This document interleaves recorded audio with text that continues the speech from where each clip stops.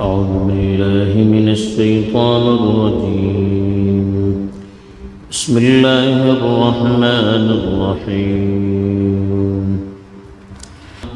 كلا بل ران على قلوبهم ما كانوا يكسبون. كلا إنهم عن ربهم يومئذ لمحجوبون. ثم إنهم لصالو الجحيم. ثم يقال هذا الذي كنتم به تكذبون.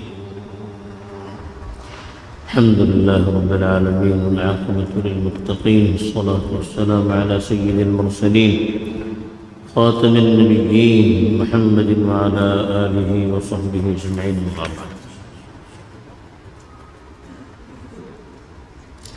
اس سے پہلے جو آیات تلاوت کی گئی تھی اس میں خاص طور پر کفار کے بارے میں بتایا جا رہا تھا کہ وہ لوگ تجارت میں ناپ تول میں کمی بیشی کرتے ہیں، اس کی وجہ یہ ہے کہ آخرت پر ان کا ایمان نہیں رہتا ہے۔ پھر بتایا گیا تھا کہ جو کافر ہیں ان کے نام اعمال سجین میں ہوں گے اور ان کے لیے بڑی بربادی ہوگی جو قیامت کو جھٹلاتے ہیں، اور اس کی وجہ یہ ہے کہ وہ لوگ زیادتی کرتے ہیں، گناہ میں مبتلا رہتے ہیں، قرآن کو جھٹلاتے ہیں اور اس کو قصہ اور کہانی قرار دیتے ہیں۔ ابھی جو آیات تلاوت کی گئی ہے اس میں اللہ تعالیٰ اس کا سبب بتا رہا ہے کہ قرآن کی آیتوں کو کیوں وہ جھٹلاتے ہیں، اس کے پیغام کو کیوں قبول نہیں کرتے ہیں۔ چنانچہ ارشاد ہے کلا، ہرگز نہیں، بلکہ ران علی قلوبہم ما کانوا یکسبون، ان کے دلوں پر زنگ لگا ہوا ہے، پردہ پڑا ہوا ہے ان کے کرتوتوں کی وجہ سے۔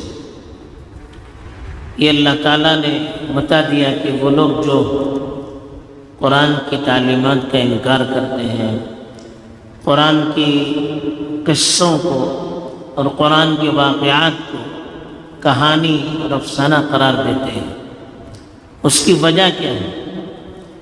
وہ جو گناہ کرتے ہیں اس گناہ کی وجہ سے ان کے دلوں پر پردہ پڑا ہوا ہے، زنگ لگ چکا ہے، جس کی وجہ سے دل کی روشنی ختم ہو گئی، دل سے قبول کرنے کی صلاحیت ختم ہو چکی ہے۔ جیسے کوئی آئینہ ہے، آئینے پر پردہ پڑ جائے، دھول اڑ جائے تو آئینے میں کوئی صورت نظر نہیں آتی ہے، ویسے ہی ان کے دلوں پر زنگ لگ چکا ہے، پردہ پڑ چکا ہے، جس کی وجہ سے کوئی چیز ان کو نظر نہیں آتی، کوئی چیز ان کے دل کے اندر اثر نہیں کرتی ہے۔ حدیث میں آتا ہے کہ بندہ جب گناہ کرتا ہے تو ایک کالا نقطہ ان کے دلوں پر پڑ جاتا ہے، جب وہ توبہ کرتا ہے تو نقطہ دھل جاتا ہے۔ جیسے آئینہ ہے، آئینے پر کوئی نقطہ لگتا ہے، کوئی دھول لڑتی ہے، ہم پوچھتے ہیں تو وہ دھول چلی جاتی ہے، پھر صورت نظر آتی ہے۔ ایسے ہی دل پر سیاہ نقطہ لگتا ہے گناہ کرنے کی وجہ سے، جب اللہ کے یہاں توبہ کرتا ہے تو وہ نقطہ دھل جاتا ہے۔ لیکن آدمی توبہ نہیں کرتا ہے، گناہ پر گناہ کرتا چلا جاتا ہے تو دل پر سیاہ دھبے پڑتے چلے جاتے ہیں، یہاں تک کہ پورا دل سیاہ ہو جاتا ہے۔ ایسا لگتا ہے جیسے آئینہ پورا دھول سے اتنا اٹھ چکا ہے کہ کوئی چیز اس پہ نظر نہیں آتی ہے، ویسے ہی پورے دل پر سیاہ نقطے لگ جاتے ہیں، جس کی وجہ سے پورا دل سیاہ ہو جاتا ہے، اور اس کا نتیجہ یہ ہوتا ہے کہ دل کے اندر قبول کرنے کی پھر صلاحیت باقی نہیں رہتی، دل سے پھر کوئی چیز نظر نہیں آتی ہے، وہ دل جامد ہو جاتا ہے، اس پر کوئی چیز پھر اثر نہیں کرتی ہے۔ اسی کو اللہ نے کہا کہ ران کا مطلب یہ پردہ پڑ جانا، دھول سے اٹ جانا یا زنگ لگ جانا۔ جیسے کوئی پنکھا ہے، موٹر ہے، مشین ہے، زنگ لگ جاتا ہے اور پھر وہ چلنا پھرنا ختم ہو جاتا ہے، کام نہیں کر پاتی وہ مشین۔ تو اسی طرح سے اللہ نے کہا کہ ان کے دل پر جو زنگ لگا ہوا ہے، اور زنگ کیا ہے؟ ما کانوا یکسبون، ان کی بداعمالیوں کی وجہ سے، ان کے برے اعمال کی وجہ سے، ان کے کفر، شرک، بے حیائی اور دیگر گناہوں کی وجہ سے دل پر سیاہ پردہ پڑ چکا ہے، جس کی وجہ سے آخرت کا وہ انکار کر رہے ہیں، قرآن کی تعلیمات کا وہ انکار کر رہے ہیں۔ پھر اللہ نے کہا کہ ایک تو نحوست یہ ہے کہ ان کا دل سیاہ ہو چکا ہے، جس کی وجہ سے وہ قرآن کا انکار کرتے ہیں، تو اس کا نتیجہ کیا ہوگا؟ کل قیامت کے دن اللہ کے دربار میں حاضر ہوں گے، تو اللہ کے دربار میں جو سب سے بڑا انعام ہے وہ ہے کہ اللہ کا دیدار کرنا، اللہ کو دیکھنا ایک مومن پر سب سے بڑا اللہ کا احسان ہے۔ جب انسان جنت میں چلا جائے گا، اللہ کے نیک بندے جنت میں چلے جائیں گے، ہر طرح کے انعامات سے ان کو نوازا جائے گا، تو اللہ کی طرف سے پوچھا جائے گا کہ مزید کسی چیز کی ضرورت ہے؟ تو لوگ کہیں گے کہ اللہ آپ نے اتنا نوازا ہے، اتنی نعمتیں ہمیں عطا کی ہے، اور کیا ضرورت ہو سکتی ہے؟ تب اللہ تعالیٰ وہ پردہ ہٹا دیں گے جو اللہ اور بندے کے درمیان میں ہے۔ جب اللہ کا دیدار مومن کریں گے تو اس سے بڑھ کر ایمان والوں کے لیے کوئی نعمت نہیں ہوگی۔ وجوہ یومئذ ناظرہ الی ربہا ناظرہ، قرآن میں فرمایا کہ کچھ چہرے اس دن تر و تازہ ہوں گے، اپنے پروردگار کی طرف نظر کر رہے ہوں گے، اپنے پروردگار کا دیدار کر رہے ہوں گے۔ تو جنت میں سب سے بڑی جو اللہ کی نعمت ہے وہ ہے اللہ کا دیدار، اللہ کو دیکھنا۔